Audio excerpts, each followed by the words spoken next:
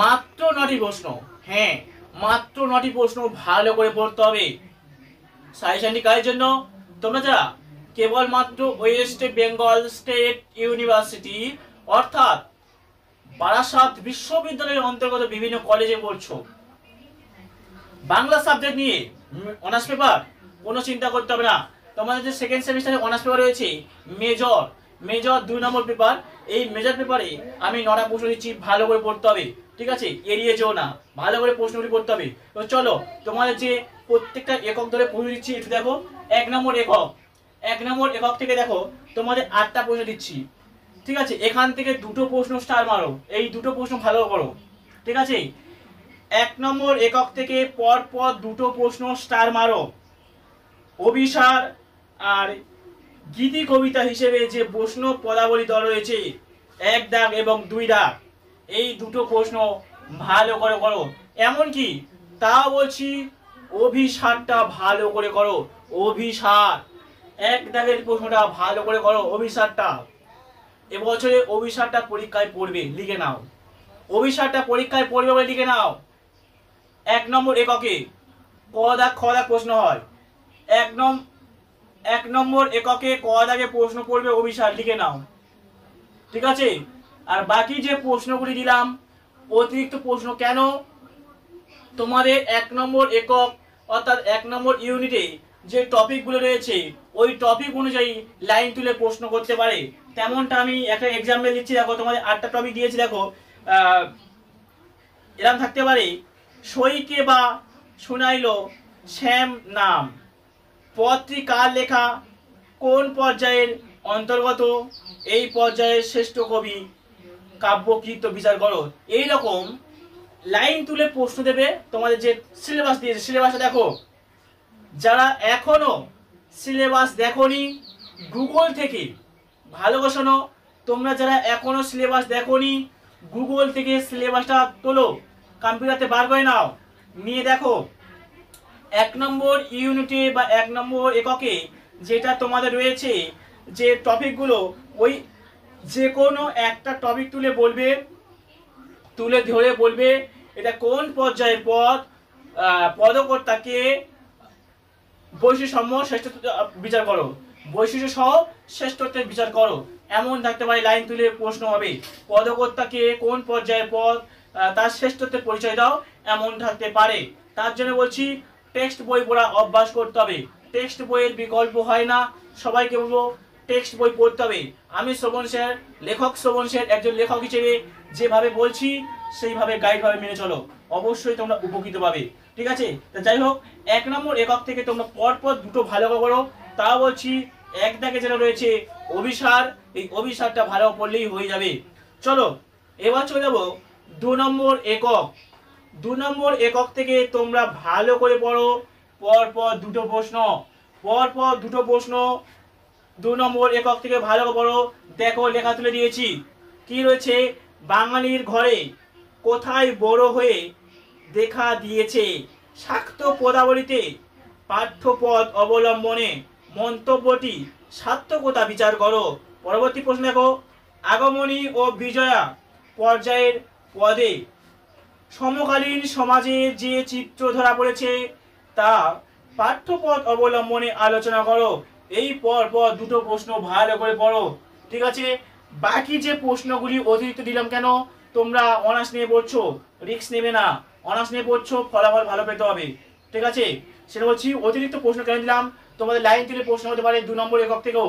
2 নম্বর একক থেকে কেমন ধরনের লাইন তুলে প্রশ্ন হতে পারে আমি এটা বলে দিই। দেখো যেমন 1 নম্বর এককে আমি একটা বলে দিয়েছি লাইন তুলে প্রশ্ন, তবু আমি এক্সাম্পল হিসেবে নিচে দিয়ে দিয়েছি।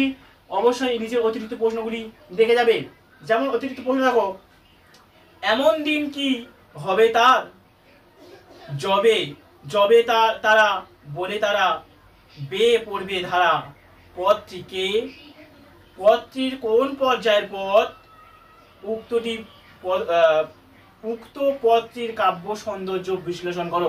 অর্থাৎ লাইন তুলে দেবে, দিয়ে বলে কোন পর্যায়ের পদ, পদকর্তাকে, উক্তিটি বিশ্লেষণ করো বা ব্যাখ্যা করো, যেমনটা 1 নম্বর ইউনিটে বা 1 নম্বর এককে বলেছিলাম। যাই হোক প্রশ্নগুলি একটু ভালো করে পড়তে হবে। তাহলে 1 নম্বর একক থেকে আমি তোমাদের দুটো প্রশ্ন বললাম, 2 নম্বর একক থেকে দুটো প্রশ্ন বললাম। ঠিক আছে, 9টা বলেছি তো, 9টায় স্টার মারবো। চলো এবার যাব 3 নম্বর একক।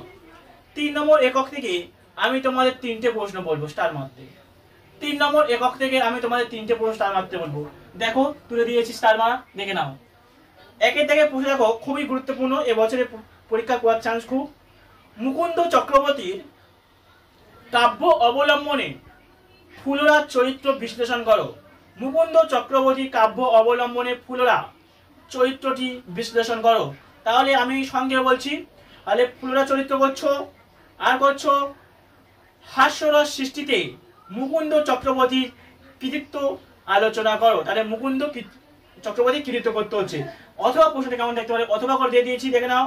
পরবর্তী প্রশ্ন দেখো, দুঃখ দারিদ্র্যের চিত্র অঙ্কনের অসাধারণ দক্ষতা সত্ত্বেও দুঃখবাদ নয়, জীবন রসের উপভোগই কবি কঙ্কনের স্বভাব ধর্ম। চণ্ডীমঙ্গলের আক্ষেপিক খণ্ড অনুসরণে মন্তব্যটি সার্থকতা বিচার করো। আবার এই প্রশ্নটা অথবা থাকতে পারে, অথবা করে দিয়ে দিচ্ছি, দেখে নাও। ঠিক আছে, আর একটা প্রশ্ন অতিরিক্ত করে যেতে পারো এখান থেকে, ভানু দত্ত। এই ভানু দত্তর চরিত্র আগের বছর পরীক্ষা পড়ে গেছিল 24-এ। ভানু দত্তর চরিত্র আগের বছর পরীক্ষা পড়েছে, কিন্তু ভানু দত্তের সঙ্গে যে প্রশ্ন তুলে ধরতেছি এটা কিন্তু পরীক্ষায় পড়েনি। তাহলে এটা কিন্তু অবশ্যই দেখতে পারো। ঠিক আছে, এখান থেকে 3টে প্রশ্ন টাইম মারলাম, একটা মাত্র প্রশ্ন অতিরিক্ত দিলাম। তাও বলছি তোমরা ফুলরা করবে, ফুলরা চরিত্র, আর মুকুন্দ চক্রবর্তীর চরিত্র এটা করছো, আর যেটা লাইন দিলে প্রশ্ন হতে পারে সেই দুঃখবাদী বললাম এটা করতে পারো, অবশ্যই করবে। চলো এবার চলে যাবো 4 নম্বর একক। 4 নম্বর একক থেকে যে প্রশ্নগুলি পড়তে হবে এটা লিখে নাও। 4 নম্বর একক থেকে তোমাদের বলবো 2টো প্রশ্ন স্টার মারতে। কি বললাম? 4 নম্বর একক থেকে আমি তোমাদের 2টো প্রশ্ন স্টার মারতে বলবো, বেশি করতে হবে না। তাহলে প্রত্যেকটা একক থেকে 2টো করে প্রশ্ন দিচ্ছি। 3 নম্বর একক থেকে শুধুমাত্র আমি একটা অতিরিক্ত দিলাম, অর্থাৎ আমি 9টা প্রশ্ন দিয়ে দিচ্ছি স্টার মারা। তাহলে লিখে নাও, 4 নম্বর একক থেকে 2টো প্রশ্ন স্টার মারো। দেখো পরপর দিয়ে দিয়েছি। চৈতন্য ভাগবত, কি বললাম? চৈতন্য ভাগবত এর আদি খণ্ডের 10ম অধ্যায় বিষ্ণুপ্রিয়া পরিচয় বর্ণন অংশটির পরিচয় দাও। ঠিক আছে, অথবা থাকতে পারে, দেখে নাও, অথবা করে দিয়ে দিয়েছি। ঠিক আছে, পরবর্তী প্রশ্ন দেখো, চৈতন্য ভাগবত এর আদি খণ্ড অনুসারে গৌরাঙ্গ অবতরণের যেহেতু এবং তাৎক্ষণিক নবদ্বীপের অবস্থানের পরিচয়। এই 2টো প্রশ্ন কিন্তু এবছরে পড়ার চান্স খুবই বেশি বলবো। ঠিক আছে, এই 2টো প্রশ্ন বেশি বেশি স্টার মারো, পরীক্ষায় পড়ার চান্স 100%। অতিরিক্ত অবশ্যই তোমরা করবে, অতিরিক্ত আমি তোমাদের দিয়ে দিচ্ছি, লিখে নাও। চৈতন্য ভাগবত এর আদি খণ্ড অবলম্বনে হরিদাস চরিত্র এবং হরিদাস চরিত্র ও মত্তা বর্ণিত করো। এইটা পরবর্তী অতিরিক্ত করবে, ভাগবত চৈতন্য ভাগবতের আদি খণ্ড অনুসরণে চৈতন্য চরিত্র পরিচয় দাও। এই গোটা প্রশ্ন করতে পারো। অবশ্যই যে অতিরিক্ত প্রশ্নগুলি দিয়েছি আমি, অবশ্যই পড়বে, রিস্ক কেউ নিবে না। বারবার বলছি, আগেও বলছি, এখনো বলছি, রিস্ক কেউ নিও না। ভালো করে অতিরিক্ত প্রশ্ন হলেও দেখো, আর সময়ও নেই, টেক্সট বই পড়ার সময় নেই, যে প্রশ্নগুলি দিলাম একটু ভালো করে পড়ো। অবশ্যই তোমরা লাভবান হবে এবং উপকৃত হবে। লাইক করতে হবে না, তোমরা জানি লাইক করো না, যদি করতে চাও অবশ্যই করবে। লাইক করলে আমি সাপোর্ট পাই এবং উৎসাহিত পাই, মনে হয় তোমরা আমাকে উৎসাহিত করছো এবং আমার সঙ্গে রয়েছো, এটা আমরা বুঝি। কিন্তু তোমরা অনেকে লাইক করো না, যাই হোক, না করলে কোনো সমস্যা নেই। শুধু তোমরা তোমাদের জন্য চ্যানেলটাকে সাবস্ক্রাইব করে সঙ্গে দেখো, এরকম নাম্বার 1 সাজেশন প্রত্যেকটা সেমিস্টারে পাওয়ার জন্য। ঠিক আছে, সেটা বলছি, অবশ্যই প্রত্যেকে বলো চ্যানেলটাকে সাবস্ক্রাইব করে সঙ্গে দেখো, শুধুমাত্র নাম্বার 1 সাজেশন পেয়ে তোমরা উপকৃত পাওয়ার জন্য। পারলে লাইক করতে পারো। আর হ্যাঁ, তোমরা যদি নিজেরা কলেজের গ্রুপ বানিয়ে থাকো, সেই গ্রুপে অবশ্যই শেয়ার করবে। শেয়ার করলে কি হয়, তোমরা উপকৃত হবে, তোমার কলেজের বন্ধুরাও উপকৃত হবে।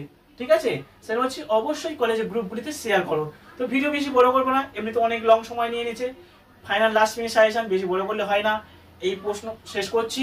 অবশ্যই করতে বলবো চ্যানেলটাকে সাবস্ক্রাইব করে সঙ্গে দেখো, আর প্রশ্নগুলি ভালো করে পড়ো। তো প্রথম 1 নম্বর মডিউলতে 2টো বললাম, 2 নম্বর মডিউল বা 2 নম্বর একক থেকে আমি তোমাদের 2টো বললাম, 3 নম্বর একক থেকে পরপর আমি তোমাদের 3টে বললাম। এবং 4 নম্বর একক থেকে আমি তোমাদের দুটো বললাম। এই হলো 9টা প্রশ্ন, ভালো করে পড়ো। ওকে, তো ভিডিওটি প্রথম থেকে শেষ পর্যন্ত দেখার জন্য সবাইকে ধন্যবাদ।